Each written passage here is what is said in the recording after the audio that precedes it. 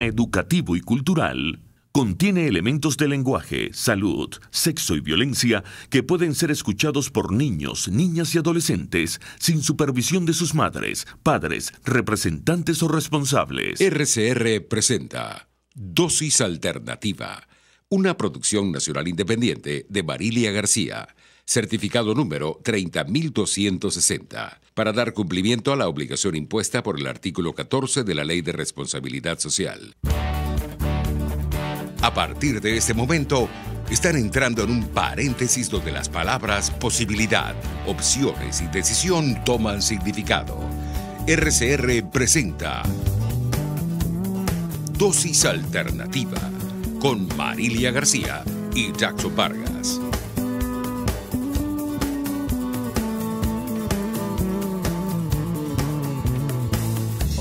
¿Qué tal? Como siempre, sean bienvenidos a este su espacio Dosis Alternativa. Les saludamos Jackson Vargas y Marilia García. Recuerden que pueden interactuar con nosotros a través de nuestras redes sociales en Twitter por @RCR750, vernos en vivo a través del Periscope por @RCR750 y también nos pueden sintonizar en vivo a través de nuestra página web rcr.tv, la radio que se ve.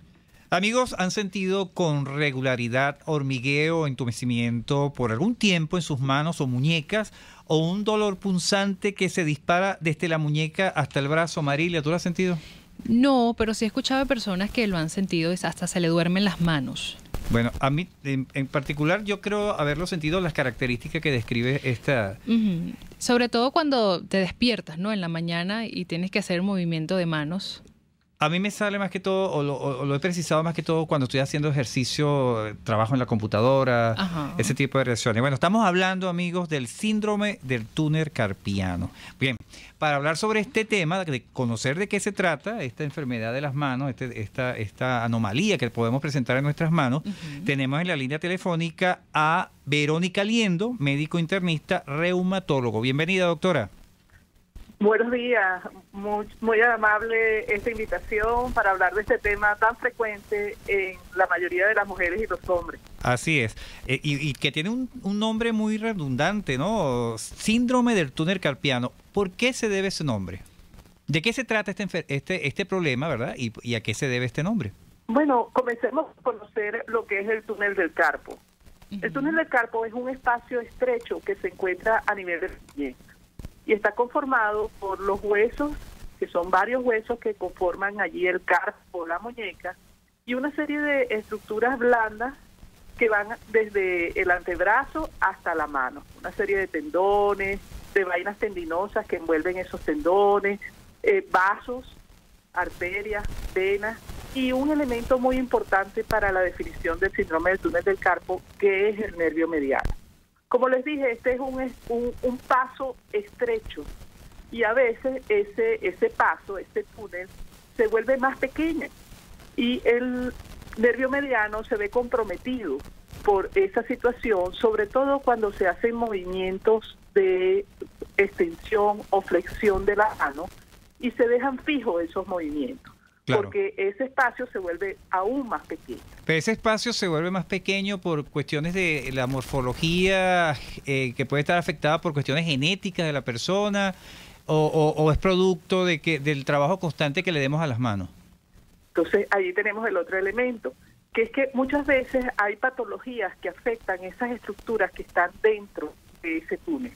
Y entonces, por ejemplo, un traumatismo sobre la muñeca, una fractura en la muñeca, una inflamación de los tendones de la muñeca debido a una artritis. Claro. Acumulación de líquido en esa zona, que es muy frecuente en las mujeres embarazadas o por posmenopáusicas, hacen que se comprima, se disminuya ese espacio que ya de por sí está restringido, y eso trae como consecuencia la afección del nervio, el nervio mediano. Ese nervio mediano es importantísimo porque él es el encargado de llevar la sensibilidad hacia la pinza de la mano, o sea, hacia el pulgar, el dedo índice, el dedo medio y el dedo anular. Entonces tiene una doble función porque él, además de llevar la sensibilidad, también es el que permite los movimientos musculares allí. Yo le explico a los pacientes que los nervios son como unos cables, unos cables que conducen electricidad en nuestro organismo. Y esa electricidad que conducen es la que nos permite sentir y la que permite que los músculos se contraigan para realizar los movimientos. Es decir, doctora, retomando un poco la información, que este síndrome se puede dar por las patologías que nos mencionó, un traumatismo, una inflamación en la muñeca o una acumulación de líquidos. ¿Esto no puede ser quizás por algo genético? Sí, existen algunos casos, pero más raros, en donde desde el nacimiento el túnel es un poco más estrecho de lo que debería ser. Claro, esta es una condición que predispone a que cualquier situación en donde ya sea fisiológica, o sea, de la vida diaria o asociada a alguna patología, se restringe más el espacio, pero eso es raro. Existen muchísimas causas del túnel del carpo, por lo menos un 30% de estas causas nunca las descubrimos, porque el paciente tiene los síntomas, pero no logramos determinar una causa específica. Dentro de esas causas específicas, vale la pena mencionar que están las endocrinas, en donde hay una patología que es bien frecuente, que es la diabetes, en donde podemos tener una afección periférica de estos cables, una neuropatía, ese es el nombre que le damos en medicina. Y esa afección conlleva a los síntomas del síndrome del túnel del carpo, como ya mencioné antes, patologías como puede ser el climaterio, el embarazo, que conlleva una serie de cambios hormonales, fisiológicos. Igualmente tenemos que los pacientes que tienen patologías de tiroides, como el hipotiroidismo, pueden también presentar un síndrome del túnel del carpo. Ok, nos decía los síntomas, pero ¿cuáles son en sí esos síntomas que nos pueden indicar que estamos padeciendo del síndrome de túnel carpiano? Tú lo señalaste muy bien cuando dices, bueno, por ejemplo, en la mañana cuando se levantan y sienten ese adormecimiento de la punta de los dedos, y que incluso se habla de un signo que es el aleteo, que uno le mueve la mano en forma de aleteo para que esa sensación desagradable se vaya, ¿no? Generalmente es una sensación de hormigueo, de electricidad, de quemación. ¿Se parece mucho, doctora, cuando decimos que se nos duerme la mano? Sí, cómo no. Sí, es muy parecida. En los dedos, sobre todo esos dedos que son los que hacen la pinza, cuando uno va a agarrar algún objeto, esos dedos son los que están más comprometidos porque son el territorio donde actúa el nervio mediano. Igualmente nosotros podemos sentir dolor propiamente dicho, un dolor punzante. En medicina decimos que ese es el dolor, porque es un dolor muy desagradable, poco localizado, difuso. Igualmente puede haber una disminución de la fuerza de la mano, que los pacientes lo notan inmediatamente, sobre todo las mujeres, dice que se le caen los objetos, que no puede levantar una olla, porque el hecho de que se comprometa también la parte de la fuerza muscular está asociado con la función del nervio sobre los músculos. Sobre todo esos músculos, que es esa zona gordita que uno tiene en la base del pulgar, que se llama región tenar. Esos músculos se ven muy comprometidos cuando el nervio está comprimido, está atrapado en ese canal que es el túnel del carpo. Progresivamente uno no solamente siente la torpeza al realizar los movimientos y la disminución de la fuerza, sino que puede notar también que hay un adelgazamiento de la mano. Claro. Entonces eso se debe a que hay una disminución del tropismo o de la fuerza de esas masas musculares, del estímulo del nervio sobre esas masas musculares, que lleva a una disminución de la fuerza que incluso puede ser incapacitante en estadios más avanzados del síndrome del túnel del carpo. Bien importante todas estas observaciones, sobre todo los síntomas que se pueden presentar sobre esta patología que se puede presentar en nuestras manos, que se conoce como síndrome del túnel carpiano. Amigos, estamos conversando con la doctora Verónica Liendo, médico internista, reumatólogo, sobre este problema de las manos. Nosotros vamos a ir a publicidad y ya regresamos con mucho más sobre este tema. Volvemos en breve con más Dosis Alternativa. Porque en la gama de posibilidades, usted toma la decisión. Solo por RCR 750 AM y rcr.tv. Puede seguir nuestra programación a través de rcr.tv, la radio que se ve. ¿Quieres conocer de dónde provienen las repeticiones de experiencias en tu vida? Aprender a reconocer las emociones ocultas que te llevan a enfermarte. Francis Blanco, terapeuta especialista en bioneuroemoción, constelaciones familiares y análisis del transgeneracional, te tiene las respuestas a todas estas interrogantes. Contáctala en Instagram por @elhilodefrancis o en su correo electrónico elhilodefrancis@gmail o al 0424-111-1942. Les habla Rafael del Rosario, concejal de Chacao. La mayoría de los venezolanos dependen exclusivamente del servicio de transporte público para llegar a sus hogares, empleos o centros educativos y se ven obligados a hacerlo en unidades inadecuadas. Aparte de eso, sin efectivo, el Estado debe garantizar a sus ciudadanos un transporte eficiente, digno y accesible. ¿Qué esperas? Haz valer tus derechos. Desde los sectores populares del país se escucha una clara señal. Es el radar de los barrios. Evelyn Martínez y la red de ciudadanos le invitan a identificar amenazas, ubicar soluciones y hacer seguimiento eficiente a las problemáticas de cada sector. Un espacio contra la polarización donde se construye de abajo hacia arriba y de adentro hacia afuera. El radar de los barrios, de lunes a viernes, a partir de las 10 de la mañana, solo por RCR 750 AM. Les estamos presentando Dosis Alternativa con Marilia García y Jackson Vargas, solo por RCR 750 AM y RCR.tv, la radio que se ve. Amigos, estamos de regreso en Dosis Alternativa. Hoy estamos conversando sobre el síndrome del túnel carpiano. Para ello nos acompaña vía telefónica Verónica Liendo, médico internista, reumatólogo. Doctora, en el segmento anterior conocimos causas y también los síntomas, ¿no, Marilia? Las patologías que nos pueden llevar a padecer este síntoma. Exactamente. Este síndrome. Pero ¿cómo hacen los especialistas para confirmar un diagnóstico del síndrome carpiano, del túnel carpiano? Bueno, existen signos clínicos que se pueden evidenciar al examen físico en el momento en que el paciente acude a la consulta. Estos signos están relacionados con hacer algunas maniobras en donde el canal va a disminuir su tamaño y el nervio se va a ver atrapado. Y entonces se van a reproducir los síntomas que el paciente tenía.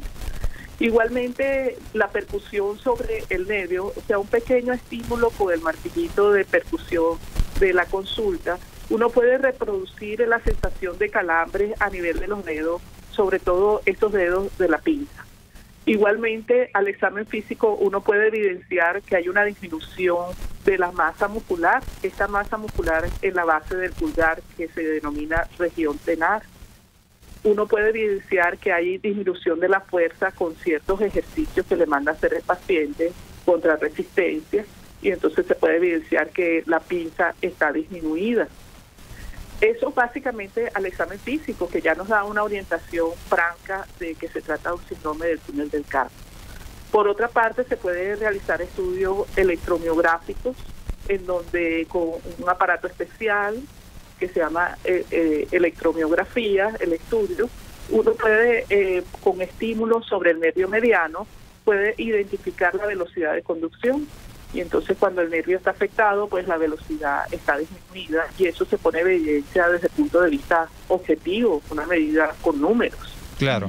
Por otra parte, actualmente estamos utilizando el ecosonograma para el diagnóstico de muchas afecciones. Este estudio tiene muchísimas ventajas, ya que es un estudio dinámico, uno puede realizar algunas pruebas especiales mientras está examinando al paciente con el doctor del ecosonograma. Y ahí uno puede ver las características morfológicas, el tamaño, la longitud, la característica de las fibras del nervio mediano a nivel del túnel del carpio. Entonces, estos estudios nos permiten realizar certeza, no solamente la presencia del trastorno en el nervio, sino también la magnitud. Nos permite decir que si el nervio tiene una afección leve, moderada o severa, de acuerdo a las características de estos estudios. ¿Y a qué edad, doctora, puede aparecer este síndrome? Este síndrome aparece sobre todo, tiene su pico de incidencia más frecuente en mujeres entre 30 y 50 años, aunque también aparecen hombres. Sin embargo, se ha visto que en los hombres con la edad no es tan frecuente como en las mujeres, que tiende a ser, a la medida que avanza la edad, la frecuencia es mucho más alta. Existen lo que llamamos ciertos factores de riesgo asociados a que se presente esta enfermedad. Entre ellos está, por ejemplo, el ocupacional. Y no es tanto lo que pensábamos, que en esta época digital el uso del mouse pudiese conllevar a la aparición del síndrome del túnel del carpo. Claro está, si existe la alteración, el apoyo o la flexión continua de la muñeca sobre el mouse puede exacerbar los síntomas. Claro, eso va a ser, disculpa que la interrumpa allí, doctora, pero es que esa es una de las preguntas que tenía preparada. Quiero aprovechar la oportunidad que está tocando precisamente el tema. ¿Qué pasa con una persona que tiene todos esos síntomas que usted y trabaja, por ejemplo, como secretaria o en una oficina constantemente con un teclado? ¿Es que es conveniente disminuir ese tipo de trabajo, inmediatamente consultar al especialista? Sí, debe hacerse el diagnóstico en forma precoz. Y fíjense que el diagnóstico precoz es muy importante porque estamos hablando del compromiso de la mano. Y tiende a ser más frecuente en la mano dominante, la derecha. Entonces, en los diestros, en la izquierda, cuando es zurdo. Claro. El paciente que tiene estos síntomas debe acudir rápidamente, porque estas situaciones, por ejemplo, laborales, pueden conllevar a que se exacerbe, se dañe más rápido el nervio. Y esto consecuencia la disminución de la fuerza de la mano. Y acuérdense que somos hombres, somos humanos. Claro. Porque tenemos la pinza de la mano. Entonces, el que esa pinza se vea comprometida, compromete en forma importante la calidad de vida de la persona. Entonces, sí, sin embargo, antes pensábamos que era causa-efecto, o sea, que el hecho de que tú trabajabas mucho tiempo con el mouse o con el teclado, traía como consecuencia que se generara como causa el síndrome del túnel del carpo. Ahora sabemos que no es así. Sabemos que sí se puede exacerbar, pero que no es una causa directa. Es muy importante el conocimiento ergonómico de la posición que uno debe tomar, sobre todo es la posición de la altura de las manos sobre el teclado, que debe estar por debajo o a nivel de los codos. Y esa es una recomendación que todo aquel que tiene que trabajar permanentemente en la computadora debe respetar, porque esa posición hace que los músculos del hombro se relajen y que no se comprima la raíz nerviosa que viene desde el cuello y que termina siendo el mediano. ¿Ok? Fíjense que viene por otro lado la recomendación. Igualmente aquellas personas que trabajan, por ejemplo, los conductores, que tienen que tener una posición sobre el volante fija por largo tiempo, eso y presentan un síndrome de túnel del carpo, en ellos se está recomendando el uso de férulas para mantener esa posición en una posición más anatómica. Claro. Y no en una posición viciosa de flexión sobre el volante. ¿Y no se dejaría también en reposo las manos un poco? Por ejemplo, una persona, una secretaria o un periodista, en el caso de nosotros que trabajamos tan seguido con teclados y mouse, quizás hacer ejercicios en las manos para prevenir este síndrome. Sí, claro que sí. Es más, yo les voy a recomendar que visiten mi Twitter, porque allí voy a publicar algunos ejercicios gráficos para que los vean, que se pueden realizar durante las jornadas del trabajo. Se habla de que después de una hora de trabajo, uno por lo menos dedique 5 minutos a la realización de estos ejercicios. Bien importante todos esos datos en materia preventiva, ¿no? Exacto. Porque, bueno, y bien importante los datos, la información que nos está dando la doctora, porque nos nutre con conocimiento para saber cómo actuar ante este tipo de situación que la gente piensa que es muy común. Exacto. Se me está durmiendo la mano normal, hago unos dos ejercicios y no ya. se toma conciencia de esto. Bueno, para eso está este espacio, para eso hicimos este programa, porque la idea es que nos informemos bien, inclusive uno, como uno también se informa, y tomar las medidas preventivas. Bien, doctora, ya estamos casi prácticamente finalizando el espacio, pero vamos a hablar sobre el tratamiento. Se me iba a escapar la parte del tratamiento. ¿Cuándo tenemos que llegar a pensar sobre la cirugía como punto extremo de este tratamiento? Bueno, después de un análisis minucioso, en la cirugía se habla sobre todo de que es una respuesta terapéutica cuando existe un daño severo del nervio. Cuando allí no hay duda, hay que operar para liberar ese nervio, para evitar que se dañe aún más las masas musculares y la fuerza de la mano. Cuando usted dice liberar liberar ese nervio, ¿es quitar la presión sobre el mismo? Sí, ¿Qué se hace? ¿Se remueve? Ajá. ¿Se remueve algo que esté ahí? No sé precisamente qué en términos decirlo, usted nos lo dirá. Imagínate un túnel en donde el techo son los huesos del carpo y el piso es una membrana fuerte, resistente, lo que llamamos una aponeurosis, el que ha visto una pieza de aponeurosis que recubre este canal. Entonces, el objetivo es que esa parte blanda sea liberada para que el espacio en donde se desarrolla el túnel se amplíe. Claro. Pero la cirugía no es la respuesta inicial de tratamiento. Se habla de que las medidas ergonómicas que hemos señalado, la utilización de muñequera durante la noche o en aquellas ocupaciones en donde se requiera una posición fija de la mano. Entonces allí se pone una muñequera como una férula que permite que la mano se encuentre en posición anatómica, ¿ok? Que es más o menos la posición en la que uno agarra un vaso de agua. Claro. Entonces eso sobre todo para que, como les dije, los choferes o los que laboran en líneas de producción en las fábricas, que son de alto riesgo para ellos. En la noche sí se recomienda que se utilice la férula para evitar durante la noche que uno haga movimientos de flexión o extensión involuntarios, pero que pueden durar muchas horas, y entonces uno se pone la muñequera para evitar que eso suceda. Igualmente el tratamiento que ha sido muy exitoso es la administración de esteroides dentro del carpo, y eso se hace con una aguja fina, es un procedimiento bastante sencillo, rápido y muy efectivo. Ahora, si a pesar de ese tratamiento y de los movimientos y las medidas ergonómicas, el paciente continúa por más de 6 meses con los síntomas, pues uno debe acudir a la solución quirúrgica. Claro, porque pero en principio tiene cura, ¿no? Que eso es lo que iba a decir. Sí, cómo no. Claro que sí. Y quiero ir más allá. Si la persona no toma conciencia, no hace un tratamiento, no acude al especialista para corregir esta situación, ¿a qué se expone? Se expone a perder la fuerza de la mano. Y eso, como te dije, es grave porque estamos hablando de la pinza, poder abrir una puerta, cosas tan sencillas como introducir una llave y girarla. No se pueden hacer si se pierde la fuerza de la mano. Hasta comer, entonces, que es tan importante. La oposición del pulgar es lo que nos hace humanos. Uno hasta puede dejar de escribir porque no tiene la fuerza para sostener el lápiz. Así es. Bueno, doctora, lamentándolo mucho, llegamos al final de nuestro programa, sus redes sociales, actividades que quiera promocionar. Cómo no, mire, vamos a realizar el día 6 de octubre en la Clínica Félix Guada una jornada de pesquisa en donde incluso yo voy a estar presente para realizar pesquisas de patologías que comprometen la mano, pero también vamos a tener pesquisas de riesgo cardiovascular, obesidad, diabetes, pesquisas, ecosonogramas de litiasis vesicular, examen de la próstata, autoexamen de la mama. Vamos a tener un ciclo de charlas. Se va a evaluar a través de los pediatras baja talla en los niños, que sabemos que ahorita hay un compromiso de la nutrición de los niños.